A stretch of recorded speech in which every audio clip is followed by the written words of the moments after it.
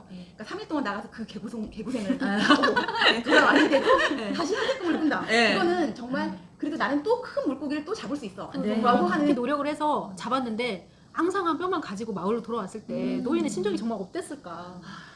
저 같으면 정말 그 파멸과 패배를 어떻게 바라보느냐가 중요한 것 같아요.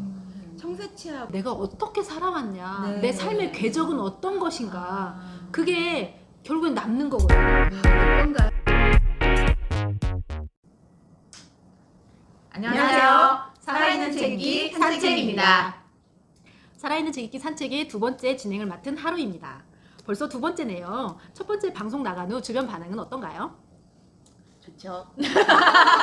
엄마가 방송에 나오다니. 저는 제 모습이 두 분에 비해서 좀 크게 나온 것 같아가지고 너무 지금 놀랐어요 저도. 앞으로 다이어트에도 좀 신경 쓰겠습니다. 생각보다 많은 관심을 좀 가져주셔서 깜짝 놀랐습니다. 이럴 때 좋아요, 구독 눌러주신 구독자 여러분들 감사드립니다. 자, 두 번째 시작하도록 할게요. 네, 두 번째 책은 어니스트 헤밍웨이의 노인과 바다입니다. 하루는 그 인문고전 소설 분야를 맡고 있는데 특별히 그 분야를 선정한 이유가 있을까요? 마크 트웨인이 이런 이야기를 했어요. 제목은 누구나 알고 있지만 아무도 읽지 않는 책이 고전이다. 알고 있는데 읽고 싶은데 잘 읽혀지지 않는 책이 고전이라는 말인데 어쩜 이렇게 정확한 표현을 했을지 한참을 웃었습니다. 고전에 대해서 문턱이 높은 건 사실이죠. 저도 고전 읽기를 시작을 했을 때 몇 번을 포기를 했었고 지금도 사실은 공부한다는 입장으로 고전을 읽고 있어요. 그런데 고전을 접할 때마다 참 대단한 생명력을 가지고 있다는 느낌이 듭니다. 이미 한참 오래전에 쓰여진 책인데 읽을 때마다 새롭게 느껴지고 그 시대에 뒤떨어지지 않는 생명력을 가지고 있는 것 같아요. 네, 맞아요. 뭐 몇백 년이 흘러도 인간의 기본적인 본질적인 문제를 다루기 때문에 생명력이 있다고 저도 생각을 하고요. 혹시 앞으로 다룰 인문 고전의 어떤 선정 기준이 있을까요? 네, 물론 선정 기준이 있습니다. 고전을 읽기 위해서 우리가 이 문턱을 낮춰야 되잖아요. 네, 그래서 그쵸. 우선은 이름을 대면 알 수 있는 유명한 책부터 시작을 할 거예요. 그래서 나도 저 책 언젠가 한번 읽어봐야지라고 누군가 생각했을 법한 책이고 두 번째 기준은 얇아야 돼요. 민감한다. 독하게 민감한다. 얇아서 읽는 부담이 적은 책부터 먼저 시작을 하려고 합니다. 얇은 거 완전 제 취향입니다. 그렇지 않아도 고전을 읽는다고 그래가지고 제가 살짝 긴장을 했는데 이 선정 기준이라면 우리 구독자분들도 굉장히 환영할 것 같아요. 네. 이번 책도 바로 이러한 선정 기준에 맞춰서 선정하신 거죠? 당연하죠. 이 책은 1953년 플리처상을 받았고 1954년 노벨 문학상을 받은 어니스트 헤밍웨이의 대표작입니다. 근데 줄거리는 굉장히 간단해요. 어부가 있었고요. 그 어부가 84일 동안 물고기를 잡지 못해요. 마침내 85일째 청새치라는 큰 물고기를 잡는데 크기가 벌써 3m나 돼요. 그래서 3일 밤낮을 사투를 벌이면서 천신만고 끝에 물고기를 잡아서 배에다 묻게 되죠. 그런데 기쁨도 잠시, 집으로 돌아오는 과정에 상어떼를 만나요. 그래서 정말 그 상어떼한테 습격을 받아서 고기는 온데간데 다 없어지고 앙상한 뼈만 가지고 마을로 돌아온다는 이야기입니다. 두 분은 이 책을 어떻게 읽으셨나요? 책을 얇아서 그보다 더 읽을 수가 있었는데 그런데 그 책의 한 반절 이상이 노인이 그 3일 동안 청새치하고 싸우는 그게 그려져 있더라고요. 그래서 너무나 생생하게 그 부분이 그려져 있어서 재미있게 잘 읽었고요. 그리고 또 이제 한편으로는 그 노인이 그 청새치랑 막 싸우는 그 모습이 밥도 못 먹고 물도 못 마시고 너무 애절하게 느껴지더라고요. 맞아요. 네. 저도 좀 비슷한데 정말 노인이 참 대단하다는 생각이 들었어요. 보통 사람들이라면 그러한 상황 속에서 아마 포기하지 않았을까 싶은데 이 노인은 끝까지 자기가 하고 싶은 대로 이루잖아요. 그리고 저는 또 이제 이 책을 읽으면서 저 영화도 봤었어요. 영화를 보면서 이렇게 책과 이렇게 연결하면서 보니까 그 감동이 더 많이 와서 좋았습니다. 네, 제가 읽었을 때 느낀 기분들을 두 분이 같이 공감을 해주시니 좋네요. 그럼 본격적으로 책 속으로 들어가 보도록 하겠습니다. 제이가 이 책의 첫 문장을 낭독해 주시겠어요? 예, 알겠습니다. 좀 빨리. 그는 멕시코 만류에서 조각배를 타고 홀로 고기잡이를 하는 노인이었다. 여든 나라고도 나흘이 지나도록 고기 한 마리 납지 못했다. 처음 40일 동안은 소년이 함께 있었다. 그러나 40일이 지나도록 고기 한 마리 잡지 못하자 소년의 부모는 그에게 이제 노인이 누가 뭐래도 틀림없이 살라오가 되었다고 말했다. 살라오란 스페인 말로 가장 운이 없는 사람이란 뜻이다. 어부 산티아고는 84일 동안이나 고기를 잡지 못했어요. 한때는 이름을 날리는 실력 좋은 어부였겠지만 지금은 한낱 늙은 어부에 불과하죠. 매일매일 때를 기다리고 기회를 엿보지만 쉽게 오지 않아요. 네. 산티아고는 진짜 살 나올까요? 음. 어떻게 생각하세요?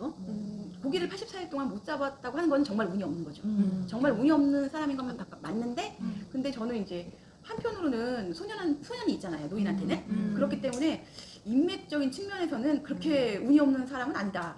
또 어. 막판에 이 책에서 보면은 고기를 어쨌든 낚지는 못하지만 끌고는 오니까 그런 면에서 볼 때는 그렇게 운이 없는 사람만은 아니다 라는 생각이 사실 들었어요. 아, 약간 비슷한데요. 노인이 청새치 뼈만 가지고 오지만은 결국은 소년에 다시 돌아오게 하기도 하고 또 그 주변에 있는 사람들에게 정말 다시 한번 존경의 마음을 갖게 만드는 일이 되잖아요. 그래서 저는 노인이 얻은 게 더 있다고 저는 생각을 합니다. 그런데 왜 사람들은 마을 사람들 같은 경우는 그렇게 살라우라고 하는 별칭을 해주고 운이 없다고 그렇게 느꼈을까요? 그 차이는 아마도 눈에 보이는 결과로만 봤을 때 어찌 보면 산티아고는 실패자일 수도 있어요. 결과물이 없잖아요. 그렇지만 그 과정을 들여다보면은 그는 굉장히 위대해요. 그 3일 동안의 사투를 벌이면서 네. 포기하지 않고 네. 자기가 그 자기의 일에 대한 자부심을 가지고 물고기를 잡아가지고 돌아오잖아요. 그리고 사실 그는 자기 일터인 바다를 존중하고 별과 해와 그리고 물고기들을 형제처럼 생각해요. 네. 그리고 또 심지어는 자기가 잡은 물고기에게 예의를 갖출 줄 아는 아주 멋진 남자죠. 맞아요. 네. 사람들이 과정보다는 결과에 즉 보여지는 모습으로 사람들을 판단한다는 말에 좀 굉장히 공감이 되는데요. 결과보다 과정에 집중할 수 있는 힘은 무엇이라고 생각하세요? 과정에 집중할 수 있는 힘을 저는 노력이라고 생각을 해요. 노력. 노력 없이 어떤 결과를 얻는다는 거는 요즘에는 어불성설이죠. 네. 시험을 앞둔 수험생은 좋은 결과를 얻기 위해서는 열심히 공부를 해야 돼요. 네네. 어부는 열심히 물고기를 잡아야 되고 네. 우리 여기 주인공 산티아고도 청새치를 잡기 위해서 죽음을 각오하고 사투를 벌이잖아요. 네. 그래서 청새치를 낚았고요. 근데 사실 책을 읽다 보면은 이 책의 주인공인 산티아고와 이 책의 저자인 해밍웨이가 참 많이 닮았다라는 생각이 듭니다. 네. 해밍웨이에게 평론가들이 이런 말을 했어요. 아, 저 작가로서 이제 생명이 끝났어.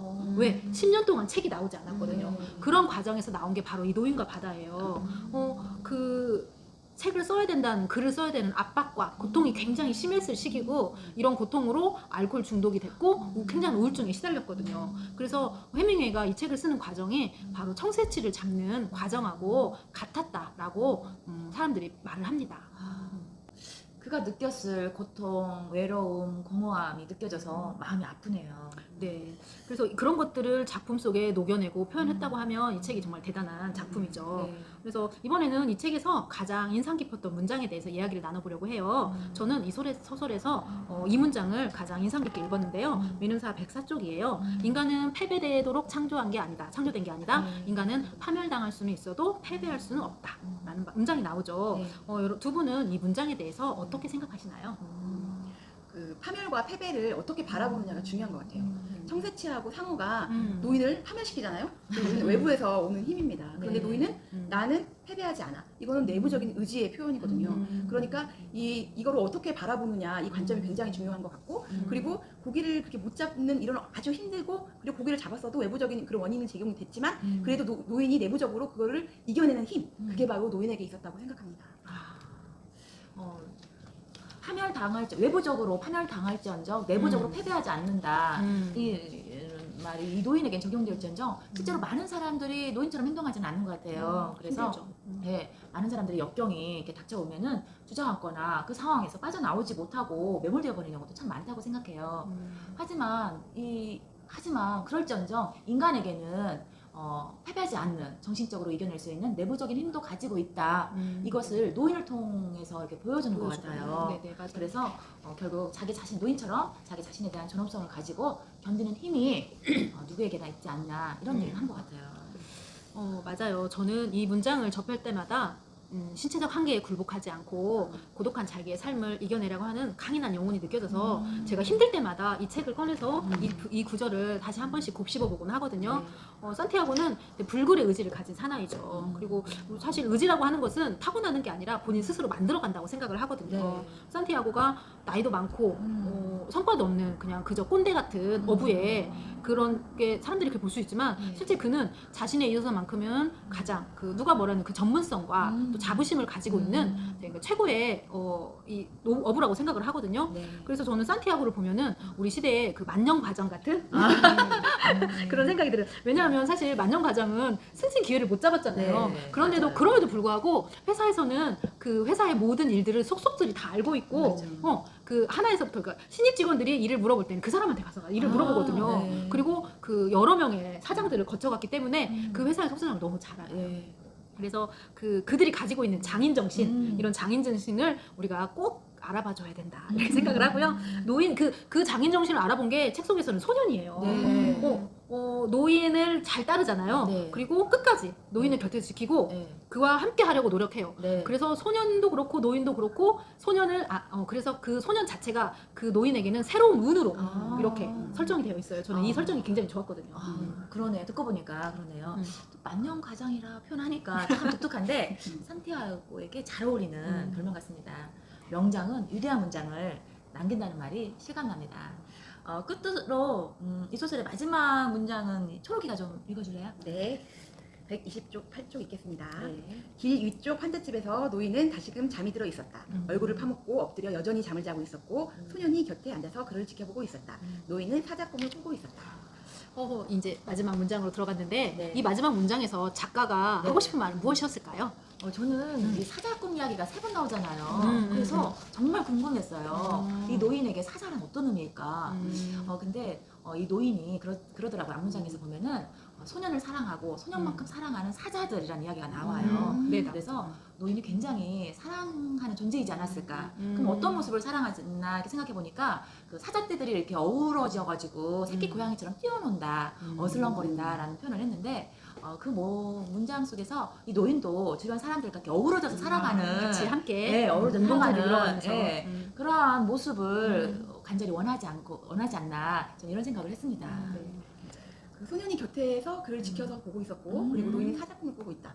다시 읽어도 참 좋은 마무리라고 생각해요. 왜냐면 소년이 계속해서 노인을 지키고 있으니까. 그리고 또 노인이 사자꿈을 꾼다고 하는데 저는 사자꿈이 의미하는 바를 그 용기, 용맹, 의지 이런 맞아요. 거로 네. 생각했거든요. 네. 그러니까 3일 동안 나가서 그 개고생을 하고 돌아왔는데도 다시 사자꿈을 꾼다. 네. 이거는 정말 그래도 나는 또 큰 물고기를 또 잡을 수 있어. 네. 라고 하는 진짜 굴하지 않는 노인을 표현하는 거라고 생각하고 음. 저자가 자신의 모습을 또 그렇게 표현하는 거라는 그런 생각이 듭니다. 네. 맞아요. 네. 그 정말 그렇게 노력을 해서 잡았는데 앙상한 뼈만 가지고 마을로 돌아왔을 때 노인의 심정이 정말 어땠을까. 네. 저 같으면 정말 감히 이게 감정이 상상이 되지 않는 너무 아팠을 그러니까 그러니까요. 속상했을 것 같은. 맞아요. 근데 노인은 굉장히 담담해요. 네. 그리고 아주 담담하게 그걸 받아들이죠. 네. 그리고 와서 집으로 다시 들어와서 잠을 자요. 네. 근데 그가 겪은 3일간의 가정이 우리 인생의 여정 같아요. 사실 우리도 아둥바둥 네. 뭔가를 이루기 위해서 네. 굉장히 열심히 살지만 네. 결국엔 돌아갈 때는 빈손으로 돌아가요. 괜찮겠다.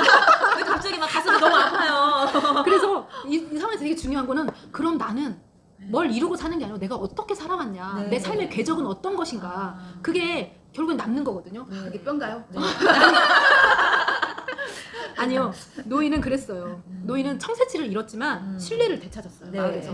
그리고 상어떼에겐 졌지만 본인 스스로에게는 승리를 했죠. 맞아요. 네. 너무 격하게 공감이 되고 또 앞으로 이제 어떻게 살아야 되는지 네. 결과에 연연하지 말고 과정에 좀 집중하면 살아야겠다 네. 이런 생각을 하고요. 요즘 그 코로나 때문에 정말 어려움을 겪는 사람이 이제 많이 계시는 것 같아요. 일자리도 빼앗기고 삶의 터전도 이렇게 흔들리고 하지만은 이런 역경 앞에서도 우리 노인처럼 꿋꿋하게 견뎌내면은 언젠가는 좋은 때가 오지 않을까 생각을 합니다. 네.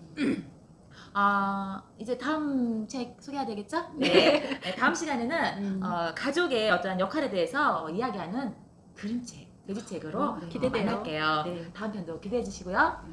좋아요 구독 꼭 눌러주세요. 감사합니다.